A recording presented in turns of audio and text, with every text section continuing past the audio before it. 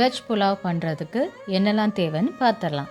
First பெரிய வெங்காயத்தை நீல நீளமாக கட் பண்ணியிருக்கேன். அதாவது நம்ம பிரியாணிக்கு கட் பண்ணுவோம் இல்லையா, அந்த மாதிரி நீல நீளமாக கட் பண்ணியிருக்கேன். 2 பொட்டேட்டோ கட் பண்ணியிருக்கேன். 2 கேரட் கட் பண்ணியிருக்கேன். 1 பச்சை மிளகா கட் பண்ணியிருக்கேன். காரம் நிறையா வேணும்னு நினைக்கிறவங்க 2 பச்சை மிளகா கட் பண்ணிக்கலாம். பீன்ஸ் பொரியலுக்கு நறுக்கிற மாதிரி நறுக்கியிருக்கேன். அதுவும் அது கூட சேர்க்கும்போது இன்னும் கொஞ்சம் புலாவ் டேஸ்டியாக இருக்கும். அண்ட் கொத்தமல்லி, புதினா ரெண்டுமே ஈக்குவல் அமௌண்ட்டில் கட் பண்ணி வச்சுருக்கேன். இப்போது நம்ம இதுக்கு சைடிஷ்ஷாக மீல் மேக்கர் கிரேவி எப்படி பண்ணலாங்கிறதுக்கு என்னெல்லாம் தேவைங்கிறதுக்கு பார்த்துக்கலாம். ஃபஸ்ட்டு மீல் மேக்கரை சுடு தண்ணியில் மஞ்சத்தூள் போட்டு உப்பு போட்டு லைட்டாக வேக வச்சு அதை புழிஞ்சு குட்டி குட்டியாக கட் பண்ணி வச்சுருக்கேன். அண்ட் தக்காளி கட் பண்ணி வச்சுருக்கேன். பெரிய வெங்காயத்தையே குட்டி குட்டியாக நம்ம முட்டை பொரிக்கிறதுக்கு நறுக்கிற மாதிரி நறுக்கி வச்சுருக்கேன். ஸோ அது கூடவே இது காரத்துக்கு தேவையான அளவுக்கு பச்சை மிளகாவும் கட் பண்ணி வச்சுருக்கேன். ஸோ இப்போ நம்ம சமையல் ஸ்டார்ட் பண்ணலாம். அடுப்பில் ஃபஸ்ட்டு குக்கர் வைக்கிறோம். ஏன்னா ஃபஸ்ட்டு நம்ம புலாவ் தான் ஸ்டார்ட் பண்ண போகிறோம். இந்த குக்கரில் கொஞ்சமாக எண்ணெய் விட்டு அது கூடவே நெய் சேர்க்க போகிறோம். நான் கொஞ்சம் அதிகமாக தான் இங்கே நெய் சேர்த்துருக்கேன். ஏன்னா அந்த நெய்யோட ஃப்ளேவரும் புலாவுக்கு ரொம்ப டேஸ்ட்டு கொடுக்கும். டேஸ்ட் கொடுக்குதோ இல்லையோ நல்ல ஒரு அரோமா கொடுக்கும். நெய் அவ்வளோவா வேணாங்கிறவங்க கம்மியான நெய்யை சேர்த்துக்கலாம். ஸோ இப்போ நெய் நல்லா சூடாகிடுச்சு. அதில் கொஞ்சமாக சோம்பு அண்ட் பே லீவ்ஸ் போடலாம். பே லீவ்ஸ் என்கிட்ட இல்லைங்கிறதுனால எங்கள் வீட்லேயே விளைஞ்ச ரம்ப இலையை தான் போட்டிருக்கேன். அது கூடவே கொஞ்சமாக இஞ்சி பூண்டு பேஸ்ட் நம்ம பிகினிங்லே ஆட் பண்ணுறோம். ஆட் பண்ணி நல்லா வதக்கணும். அது ஓரளவுக்கு வதங்கி வந்ததோ அது கூட நம்ம பிரியாணிக்கு கட் பண்ணுற மாதிரி கட் பண்ணி வச்சுருந்த ஆனியன் சேர்க்க போகிறோம்.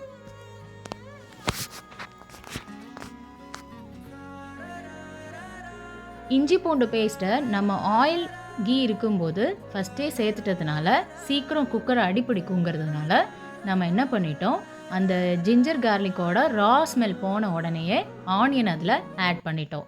இப்போ இந்த ஆனியன் அந்த ஜிஞ்சர் கார்லிக் பேஸ்ட் எல்லாமே நல்லா நம்ம சேர்த்துட்டு கிண்டி விட்டுட்டோன்னா கிளற கிளற என்ன ஆகும்னா அது அடி பிடிக்காமல் கொஞ்சம் நல்லா வெந்து வரும். ஸோ அது வேகணுங்கிறதுக்காக தான் ரா ஸ்மெல் போனோடனே ஆனியனை ஆட் பண்ணிட்டோம்.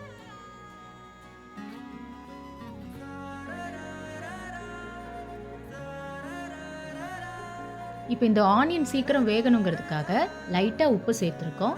எந்த ஒரு வெஜிடபிளுமே நம்ம கிளறும்போது லைட்டாக உப்பு விட்டு கிளறணுன்னா சீக்கிரம் அது குக் ஆகிடும். நம்ம என்ன கன்சிஸ்டன்சி எதிர்பார்க்குறோமோ அது சீக்கிரமாகவே வந்துடும். இப்போது இந்த வெங்காயம் ஓரளவுக்கு குக் ஆனதுனால அதில் நம்ம பச்சை மிளகா சேர்க்க போகிறோம். ஒரு சில பேர் ஸ்டார்டிங்லேயே பச்சை மிளகா சேர்த்துருவாங்க. அண்டு இந்த ஒரு கன்சிஸ்டன்சியில் நம்ம பச்சை மிளகா சேர்க்கும்போது அதில் இந்த பச்சை மிளகாவோட காரம் இந்த புலாவில் நல்லா இறங்கும். ஸோ இப்போ இந்த டைமில் இதில் கொஞ்சமாக புதினா சேர்த்து நம்ம லைட்டாக கிளறி விட போகிறோம்.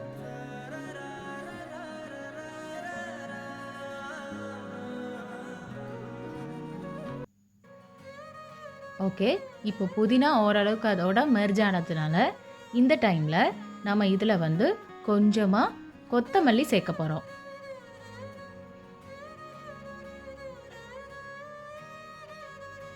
ரெண்டையும் சேர்த்து நல்லா கிளறும் போது அதில் பார்த்தீங்கன்னா நல்லா தெரியும், இந்த குக்கரில் இந்த இஞ்சி பூண்டு பேஸ்ட் அடி பிடிக்க ஆரம்பிச்சிருச்சு. ஸோ நம்ம இப்போ இந்த டைமில் கொஞ்சம் அதிகமாக கிளறணும்.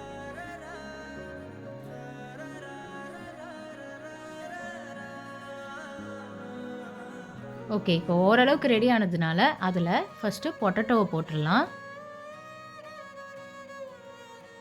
சீக்கிரம் வேகணுங்கிறதுக்காகவும் எடுத்து கடிக்கிற மாதிரி இருக்கணுங்கிறதுனாலவும் தான் இந்த பொட்டேட்டோவை இப்படி குட்டி குட்டியாக கட் பண்ணி போட்டிருக்கேன்.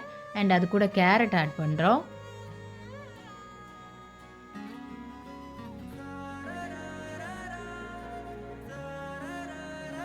கேரட் ஆட் பண்ணிட்டு அது கூடவே பீன்ஸ் ஆட் பண்ணுறோம். இந்த கேரட், பொட்டேட்டோ, பீன்ஸ் 3 ஆட் பண்ணும்போதே இதுக்கு ஒரு புலாவ் டெக்ஸ்டர் கொடுக்க ஆரம்பிச்சிருச்சு.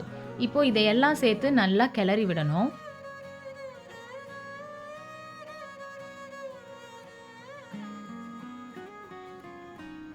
எல்லாம் ஒன்றா சேர்ந்து நல்லா மிக்ஸ் ஆகிற வரைக்கும் நம்ம நல்லா கிளறி விடணும்.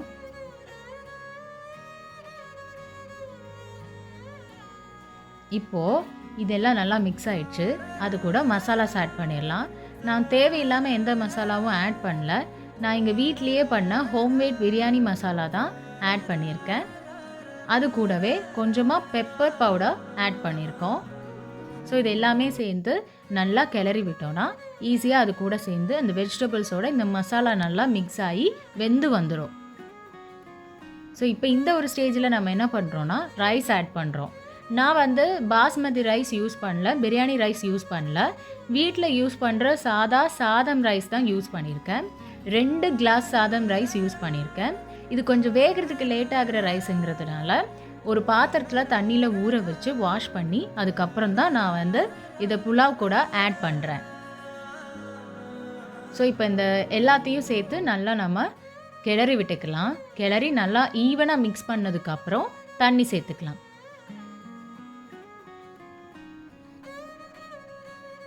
ஸோ இப்போ நம்ம கொஞ்சம் கொஞ்சமாக தண்ணி ஆட் பண்ண ஆரம்பிச்சிடலாம்.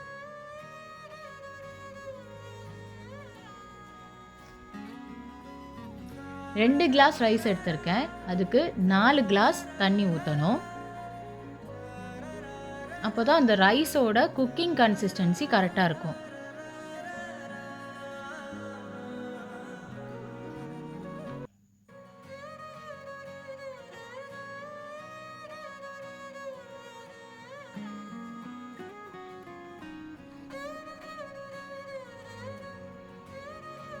இப்போது இந்த தண்ணி ஆட் பண்ணதுக்கப்புறம் எல்லாத்தையும் சேர்த்து 1 டைம் நல்லா கிளறி விட்டுக்குருவோம்.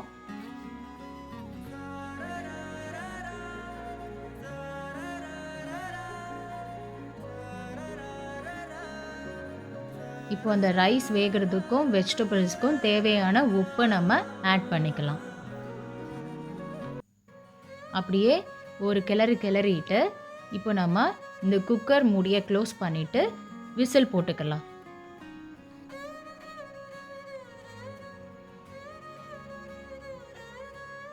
ஓகே, இன்னும் விசில் வர்ற வரைக்கும் நம்ம வெயிட் பண்ண வேணாம். அதுக்குள்ளே மீல் மேக்கர் கிரேவி ரெடி பண்ண ஆரம்பிச்சிடலாம். அடுப்பை பற்ற வச்சு ஒரு கடாய் எடுத்து வச்சு அதில் கொஞ்சமாக ஆயில் விட்டு கடுகு போட்டு சோம்பு போட்டு கொஞ்சமாக கருவேப்பிலை போட்டு அது பொரிஞ்சதும் அதில் ஒரு பச்சை மிளகா, அதுக்குன்னு கட் பண்ணி வச்சுருந்த ஒரு பச்சை மிளகா போட்டு லைட்டாக கிளறி விட்டுட்டு அது கூடயே கட் பண்ணி வச்சுருந்த ஆனியனை நம்ம சேர்த்துக்கலாம்.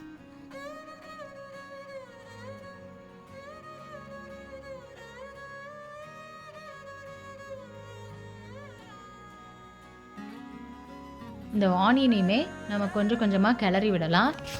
ஓரளவுக்கு குக் ஆனால் கூட போதும்.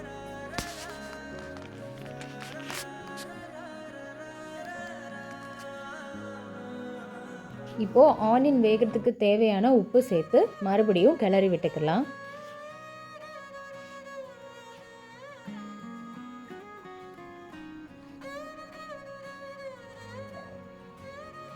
அது கூடயே ஃப்ளேவருக்காக கொஞ்சமாக கொத்தமல்லி சேர்த்து கிளறி விட்டுக்கலாம்.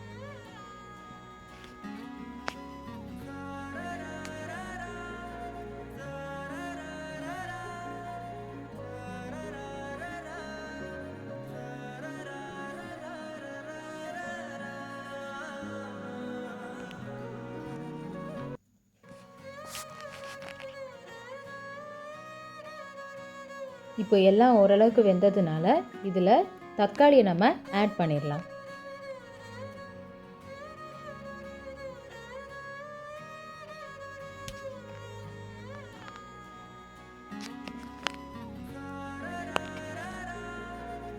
இப்போ இந்த தக்காளியும் சேர்த்து கிளறி விட்டுக்கலாம்.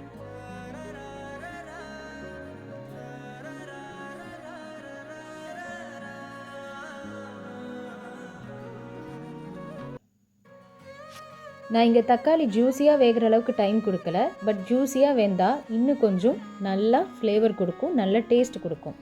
ஸோ இப்போ ஓரளவுக்கு தக்காளி வெந்ததுனால அதில் நம்ம கொஞ்சமாக இஞ்சி பூண்டு பேஸ்ட்டு ஆட் பண்ணுறோம். ஒரு நல்ல அரோமா கொடுக்கும் அதனால். ஸோ இப்போது இஞ்சி பூண்டு பேஸ்ட்டோட ரா ஸ்மெல் போய் அது அந்த தக்காளி வெங்காயத்தோட மெர்ஜ் ஆனதுனால கொஞ்சமாக மிளகாத்தூள் சேர்த்துருக்கோம்.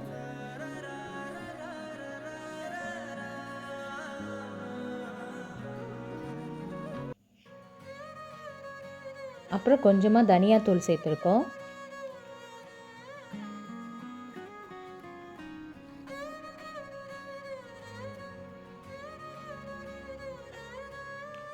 அப்புறம் கொஞ்சமாக பெப்பர் பவுடர் சேர்த்துருக்கோம்.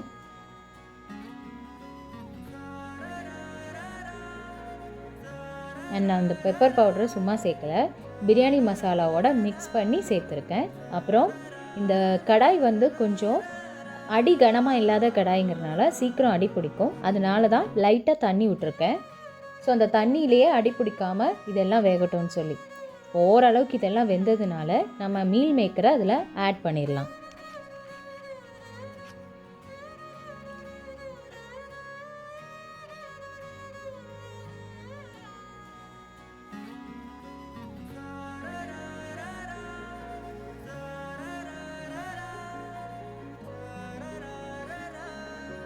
எல்லாத்தையும் சேர்த்து மொத்தமாக கிளறி விட்டுக்கலாம்.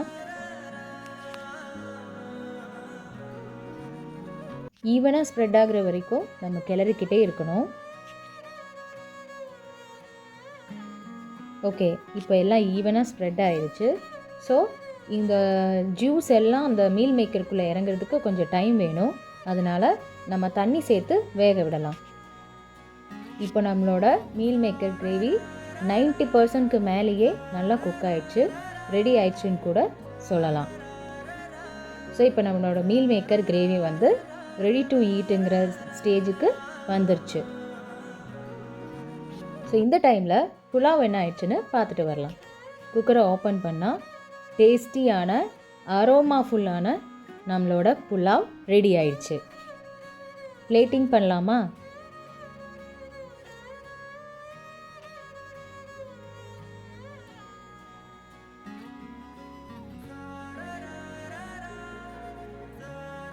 உங்கள் வீட்டில் பிரியாணி பிடிக்காதவங்களுக்கு கூட இந்த புலாவ் செஞ்சு கொடுங்க, கண்டிப்பாக பிடிக்கும்.